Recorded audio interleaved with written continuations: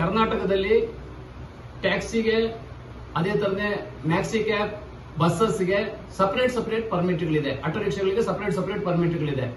Auto rickshaw ಬಂದ್ಬಿಟ್ಟು public transport ಮಾಡಬಹುದು. KSRTC buses public transport ಮಾಡುತ್ತೆ. ಬಿಎಂಟಿಸಿ ಬಸ್ಸಸ್ ಪಬ್ಲಿಕ್ ಟ್ರಾನ್ಸ್ಪೋರ್ಟ್ ಮಾಡುತ್ತೆ. PSV ಪರ್ಮಿಟ್ಗಳದ್ದು ಎಂಪ್ಲಾಯ್ ಟ್ರಾನ್ಸ್ಪೋರ್ಟೇಷನ್ಗೆ ಟ್ರಾನ್ಸ್ಪೋರ್ಟ್ ಫೆಸಿಲಿಟಿಗಳನ್ನು ಕೊಡ್ತಾ ಇದೆ.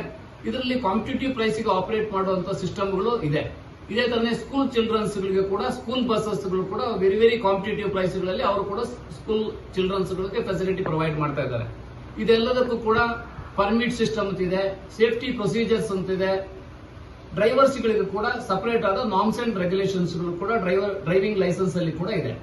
ಇನ್ಕ್ಲೂಡಿಂಗ್ ಅವರಿಗೆ ಫಸ್ಟ್ ಏಡ್ ಟ್ರೈನಿಂಗ್ ಆಗ್ಬಿಟ್ಟು ಬ್ಯಾಗ್ ಸಿಸ್ಟಮ್ ಅಂತ ಹೇಳ್ಬಿಟ್ಟು ಡ್ರೈವರ್ಗೆ ಇರುತ್ತೆ. ಅವರು ಯೆಲ್ಲೋ ಬೋರ್ಡ್ ವೆಹಿಕಲ್ ಗಳನ್ನು ರೆಂಟೆಡ್ ವೆಹಿಕಲ್ ಗಳನ್ನು ಓಡಿಸಬಹುದು.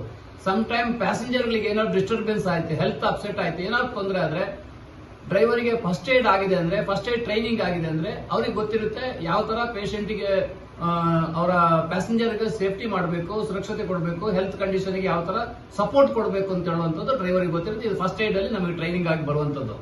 ಅದೇ ತರನೇ ಪರ್ಮಿಟ್ ಅಷ್ಟೇನೆ ಪಾಯಿಂಟ್ ಟು ಪಾಯಿಂಟ್ ಡ್ರಾಪ್ ಮಾಡೋದಕ್ಕೆ ಟ್ಯಾಕ್ಸಿ ಪರ್ಮಿಟ್ಗಳಲ್ಲಿ ಅವಕಾಶ ಇಲ್ಲ. ಅದು ಒನ್ಲಿ ಆಟೋ ರಿಕ್ಷಾಗಳಿಗಿದೆ, ಬಿಎಂಟಿಸಿ ಬಸ್ಸಸ್ಗಳು ಓಡುತ್ತೆ ಅವರಿಗೆ ಮಾತ್ರ ಇದೆ. ಅದು ಬಿಟ್ಟರೆ ಸ್ಟೇಜ್ ಕ್ಯಾರೇಜ್ ಪರ್ಮಿಟ್ಗಳಿದೆ. ಏನು ಇವಾಗ ಹೊಸದಾಗಿ ಮೊನ್ನೆ ಒಂದು 2 days ಬಿಫೋರ್ ನಾನು ನ್ಯೂಸ್ ಪೇಪರ್ ಅಲ್ಲಿ ಓದಿದೆ, ಕಾರ್ ಪೂಲಿಂಗ್ ಸಿಸ್ಟಮ್ಸ್ ಗಳಿಗೆ ಅವಕಾಶ ಕೊಡ್ತೀವಿ ಅಂತ. ರೀಸೆಂಟ್ಲಿ ನಾವು ನೋಡ್ತಾ ಇದ್ದೀವಿ ಲಾಸ್ಟ್ 2-3 days ಇಂದ, ಇದು ಕಳೆದ 3 years ಇಂದ ಕೂಡ ನಾವೆಲ್ಲ ಮಾತಾಡ್ತಾನೆ ಇದ್ದೀವಿ ರೆಗ್ಯುಲರ್ ಆಗಿ. ಏನು ಬೈಕ್ ಟ್ಯಾಕ್ಸಿ ಇದೆ, ಓನ್ ಯೂಸ್ ವೆಹಿಕಲ್ ಅಲ್ಲಿ ಪ್ಯಾಸೆಂಜರ್ ಅನ್ನು ಕೂತ್ಕೊಳ್ಸ್ಕೊಂಡು ಹೋಗುವಂತದ್ದು. ಈಗ ಬೈಕ್ ಟ್ಯಾಕ್ಸಿ ಆಪರೇಟ್ ಮಾಡಬೇಕಂದ್ರೆ ಏನೆಲ್ಲ ಪ್ರೊಸೀಜರ್ಸ್ ರೆಂಟೆ ವೆಹಿಕಲ್ ಅಲ್ಲಿ ಯಾವ ತರ ಬರುತ್ತೆ, ಒಂದು ಟ್ಯಾಕ್ಸಿಗೆ ಯಾವ ತರ ನಾವು ಕಂಡೀಷನ್ಸ್ ಇದೆ, ಆಟೋ ರಿಕ್ಷಾ ಡ್ರೈವರ್ಗೆ, ಆಟೋ ರಿಕ್ಷಾ ಪರ್ಮಿಟ್ಗೆ, ರಿಜಿಸ್ಟ್ರೇಷನ್ ಸಿಸ್ಟಮ್ಸ್ ಅಲ್ಲಿ, ಇನ್ಸೂರೆನ್ಸ್ ಸಿಸ್ಟಮ್ಸ್ ಅಲ್ಲಿ ಏನ್ ಬರುತ್ತೆ. ಕಾರ್ ಪೂಲಿಂಗ್ ಮಾಡ್ತಾನಂದ್ರೆ ಆ ಸೇಮ್ ವೆಹಿಕಲ್ ಅದೆಲ್ಲ ಇರಬೇಕು. ಪ್ಯಾಸೆಂಜರ್ ಸಪರೇಟ್ ಆಗ್ತಾರೆ, ವೆಹಿಕಲ್ ಓನರ್ ಸಪರೇಟ್ ಆಗ್ತಾರೆ. ಡ್ರೈವಿಂಗ್ ಮಾಡೋರು ಓನರೇ ಆಗಿದ್ರೆ ಅವರು ಸಪರೇಟ್, ಪ್ಯಾಸೆಂಜರ್ ಸಪರೇಟ್. ಯಾಕಂದ್ರೆ ಪ್ಯಾಸೆಂಜರ್ ಕೈಯಿಂದ ರೆಂಟ್ ತಗೊಳ್ಳೋ ಕಾರಣ ಪ್ಯಾಸೆಂಜರ್ ಆಗ್ತಾರೆ ಅವರು, ಅವ್ರ ಫ್ರೆಂಡ್ ಆಗಲ್ಲ, ಕೊಲೀಗ್ ಆಗಲ್ಲ. Colleague is also renting for the money. ಅದ ಕಾರಣ ಅವರು ಕ್ಲೈಂಟ್ ಆಗ್ತಾರೆ, ಪ್ಯಾಸೆಂಜರ್ ಆಗ್ತಾರೆ. ಅವಾಗ ಆ ಇನ್ಸೂರೆನ್ಸ್ ಸಪರೇಟ್ ಇರಬೇಕಾಗುತ್ತೆ ಕಾರ್ ಪೂಲಿಂಗ್ಗೆ.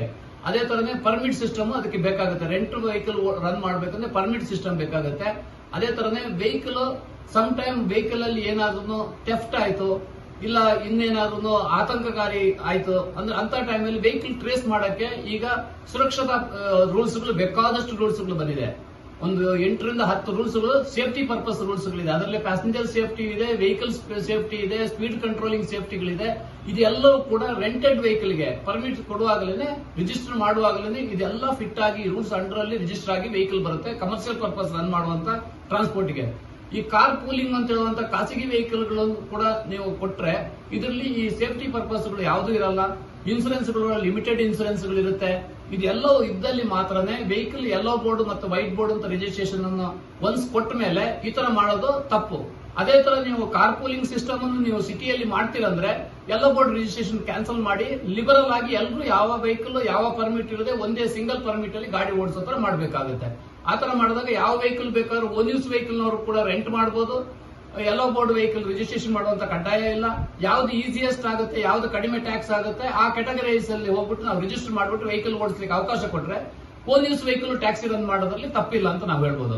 ಹಾಗಿದ್ರೆ ಮೋಟರ್ ವೆಹಿಕಲ್ ಆಕ್ಟ್ ಯಾಕೆ ಬೇಕಾಗುತ್ತೆ, ಮೋಟರ್ ವೆಹಿಕಲ್ ರೂಲ್ಸ್ ಯಾಕೆ ಬರುತ್ತೆ, ಪರ್ಮಿಟ್ ರೂಲ್ಸ್ ಯಾಕೆ ಬೇಕಾಗುತ್ತೆ, ರೋಡ್ ಸೇಫ್ಟಿ ರೂಲ್ಸ್ ಗಳು ಯಾಕೆ ಬೇಕಾಗುತ್ತೆ, ಸ್ಪೀಡ್ ಕಂಟ್ರೋಲಿಂಗ್ ಆಗಿ ಸ್ಪೀಡ್ ಗವರ್ನರ್ ಯಾಕೆ ಬೇಕಾಗುತ್ತೆ, VLT vehicle location and tracking and panic button systems ಗಳು ಯಾಕೆ ಬೇಕಾಗುತ್ತೆ. ಇದೆಲ್ಲವೂ ಕೂಡ ಹಂಗಿದ್ರೆ ಕಾರ್ ಪೂಲಿಂಗ್ ಗೆ ನೀವು ಅವಕಾಶ ಕೊಡ್ತೀರಂದ್ರೆ ಇದೆಲ್ಲವೂ ನಾವು ಫಿಟ್ ಮಾಡೋದು ಹಂಗಿದ್ರೆ ವೈಲೇಷನ್ ಅಂಡರ್ ಅಲ್ಲಿ ಬರ್ತದ.